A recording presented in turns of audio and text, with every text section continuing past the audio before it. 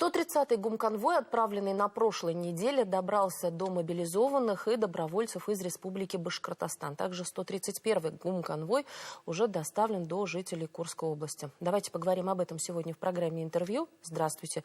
Я представляю гостя в студии. Ирик Сагитов, заместитель премьер-министра правительства Республики Башкортостан. Ирик Хариваревич, здравствуйте. Здравствуйте, Роза.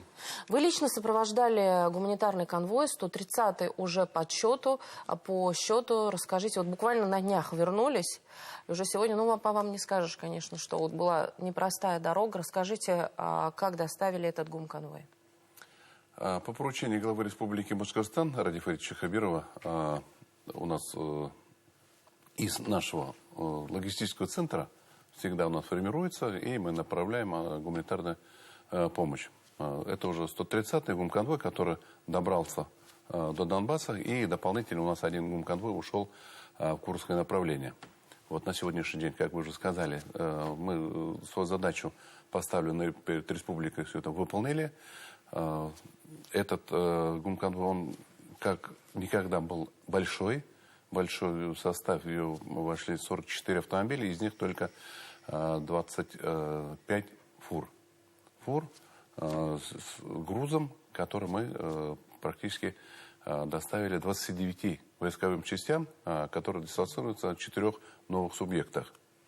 Что входит в основном состав? Да? Состав в основном входит, конечно, это в первую очередь это автомобили, которые там необходимы. Мы отвезли 22 автомобиля. Тут это УАЗики, это Нивы, это в том числе пазики. Пазик у нас переделаны, чтобы вытаскивать эвакуацию раненых, именно для медицинских служб. Квадроциклы, передвижные бани, которые там необходимы. Очень много груза, конечно, это стройматериалов, которые там нужно, чтобы строить и блиндажи, и окопы, и землянки. Очень много вещей, которые здесь отправили. Тут это массети, это радиостанции, квадрокоптеры, дизель-генераторы, продукты питания, медицинские изделия, медикаменты, вплоть до одноразовой посуды для наших госпиталей, письма, посылка от родных, близких, ударные дроны, которые от республики тоже мы отправили. То есть очень много вещей, которые именно там нужны. В основном формируем колонну. Вещи это в соответствии с заявками самих командиров войсковых частей, которые, обращаясь на имя главы Республики Башкортостан, что им в первую очередь нужно. Вот исходя из этого мы уже здесь приобретаем, потом собираем и отвозим туда. Нашим именным батальонам и полку Башкортостана, Шимуратова, Доставалова, Ватана, нашим батальоном Салавата Юлаева. И, конечно, у нас очень много подразделений, которые находятся мобилизованных на всех практически вышеперечисленных республиках. Это и в ЛНР, ДНР, и Запорожье. Вот. Поэтому сегодня, конечно, особо слова благодарности я хотел бы сказать и вот кто формировал, кто собирал эту гуманитарную помощь. Это и руководство администрации главы республики, и правительство республики Башкортостан, глава администрации наших районов, это общественные организации, это предприятия и неравнодушные наши граждане. Наверное, нет ни одного человека, который сегодня не старается помочь именно фронту, потому что у нас один девиз. Мы своих, во-первых, не бросаем и всегда с ними. Вот Республика Башкортостан, наверное, одна из первых, которая начала доставлять гуманитарные грузы после начала специальной военной операции в феврале 2022 года. Мы первую большую колонну она ушла 2 марта 2022 года. И доставлено тогда было в Донецк только 39 гуманитарных гумконвоев. 35 гумконвоев доставлены нашим баш-батальоном.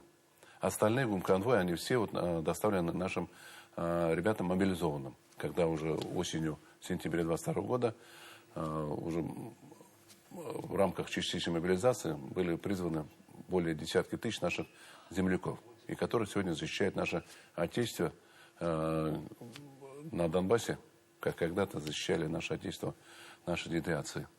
Ирик Хариваревич, расскажите, как встречают бойцы? Я не могу об этом не спросить, потому что кто-то побывал в отпуске недавно, а кто-то уже давно не был. Тем не менее, вот какое настроение у ребят? Да, ребята уже более 2,5 года находятся, воюют, защищают наше Отечество. Да, конечно, встречают очень хорошо, потому что стараемся посетить каждый полк, каждый батальон своих земляков. С нами вместе едут и главы администрации районов, и сельских поселений. Они персонально каждых ребят, которые ушли с их района, скажем, деревни, то есть всех знают на лицо, пофамильно, стараются до них доехать, вручить им посылкой письма, ну и, соответственно, посылкой письма от родных и близких. Очень много грузов по их заявкам, особенно глава администрации, они работают плотно. А мы работаем командирами войсковых частей. У нас, в соответствии с указом главы Республики Башкортостан, мы закреплены за каждыми нашими полками и батальонами, вот, чтобы у нас постоянно ежесуточная связь между ними, как в телефонном режиме. И также постоянно стараемся ежемесячно выехать гуманитарной помощью. Мы, когда приезжаю, я вот практически объехал 3 субъекта, встречался более 20 руководителями наших подразделений, передал им гуманитарную помощь, лично практически пообщались по настроению, конечно же, нашего личного состава, морально-психологический климат в коллективах. Ну, я с ребятами лично пообщался. Ну, у ребят настроение боевое, очень такое вот воюющее, но всегда, и они все с огромным желанием именно, пока мир не наступит, пока победа не наступит, они готовы у нас там дальше воевать. Многим были вручены государственные награды нашей Республики Башкортостан. Я с собой привез медали ордена генерала Шаймуратова и по поручению главы Республики Башкортостан и личному составу полка Башкортостан и нашим мобилизованным. Они были вручены где-то, ну, такой торжественной обстановки, конечно, нет. Вот где-то в землянках, где-то там на поле, где мы встречались, вот таким макаром вручаются такие вот государственные награды. Это и дает еще раз дальнейший стимул ребятам именно идти в бой, как вот генерал Шаймуратов. Генерал Шаймуратов, когда поднимал свое войско в атаку, он всегда говорил, что потомки Салавата Юлаева отступать не умеют.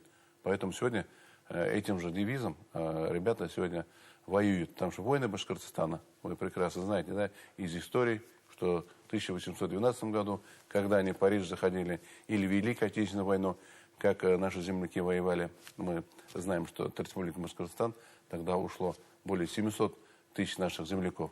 300 тысяч из них они вернулись в полях боев.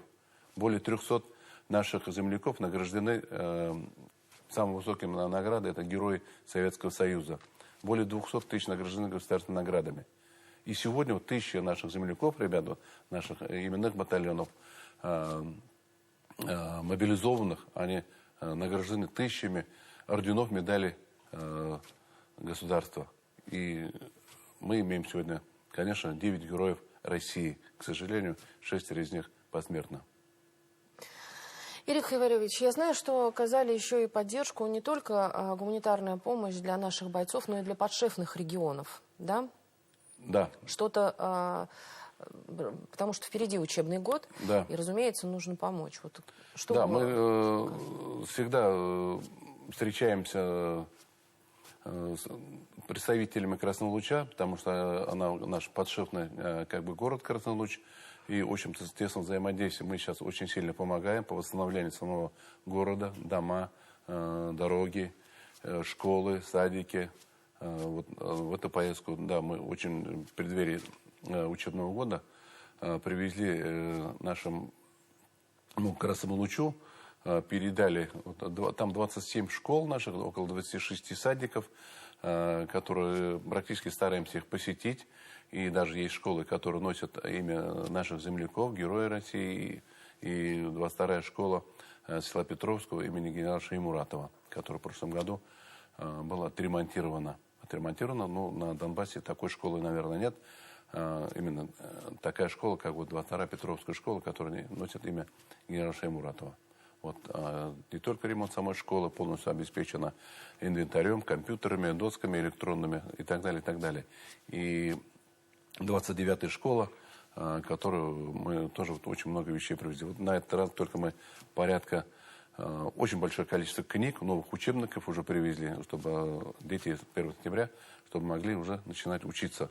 Порядка на общую сумму это более 7 миллионов рублей только вот было закуплено, да, вот и школам, и около 500 тысяч имущества мы довезли дошкольных учреждений, детские сады. Нас очень сильно благодарят, как мэры города, как Министерство образования Красного Луча. Вот, большие слова благодарности именно республике за содействие, за поддержку, за помощь. Это чувствуют. Вот, когда мы приезжаем, конечно, они собираются все директора школ, именно поблагодарить именно руководство республики, жителей республики Башкортостан за ту неоценимую оказанную помощь. Потому что мы все прекрасно понимаем, в каких условиях они там сейчас живут. Если мы видели это в 2022 году, конечно, какие там дома были, какие дороги, там все разбито, ни крыши, дети в подвалах там и так далее. А на сегодняшний день можно сказать, что очень большая работа проведена, прямо дороги уже заасфальтированы, дома уже отремонтированы, школы отремонтированы, и дети в Красном Луче и вообще в районах могут спокойно уже идти в школу и получать образование. Ну вот формирование гумконвоев – это такой, я так понимаю, процесс, который не останавливается, несмотря на то, что 130-й гумконвой уже доставлен, 131-й достиг адресата. А уже сейчас начался процесс формирования следующей помощи, верно? У нас процесс она никогда не останавливается, потому что у нас и в нашем Уфимском логистическом центре постоянно идет накопление помощи, которая сегодня и с районов идет, и региональных общественных организаций идет. Вот все это комплектуется. Как только по формированию мы еженедельно направляем вот эту гуманитарную помощь. Я же говорю, вот мы сейчас отдельно гуманитарную помощь отправили в сторону Курска. Мы в Белгород очень много направляли гуманитарную помощь. И вот буквально 131-й гумконвой, он ушел, 7 фур туда ушли, порядка 100 тонн груза. Туда и продукты питания вошли, и вода, одежда, то, что в первую очередь необходимо. И 5 бронированных автомобилей именно для вывоза из опасных зон, для эвакуации раненых, для эвакуации местного населения. Мы всегда будем помогать. Это основная задача, которую сегодня ставит глава республики Раниф Ильич. Мы будем помогать всегда, где необходима такая помощь. Спасибо вам огромное, что, несмотря на плотный график, вы сегодня пришли, рассказали о том, как доставили гумконвой. Понятно, что это непростой процесс, потому что это, будем откровенны, это опасно. И что помощь дошла, и получили мы обратную связь от наших бойцов о том, что все в порядке, о том, что они ждут, о том, что мы верим в них, и что они всегда чувствуют нашу поддержку. Это очень важно, потому что маленькое частичество тепла, когда мы приводим от республики, когда приводим от родных, близких, то, что как дома побывали. Мы понимаем прекрасно, что ребята приезжают в отпуска, через каждые полгода предоставляется 14 суток. Мы с ними встречаемся, мы их провожаем вместе с родными, близкими. Вот. А когда мы туда отдельно приезжаем, это уже отдельная история. Поэтому весь лишь состав, они сегодня готовы, они верят в республику, а мы уже будем полностью по всем вопросам, как на фронте, так и здесь, родным, близким будем помогать. Потому что у каждой главы у нас только 42 меры социальной поддержки, которые сегодня именно для помощи нашим бойцам и членам их семей. Спасибо огромное. Это была программа «Интервью», и сегодня в гостях у нас был Ирек Сагитов, заместитель премьер-министра правительства Республики Башкортостан. Спасибо, что были с нами.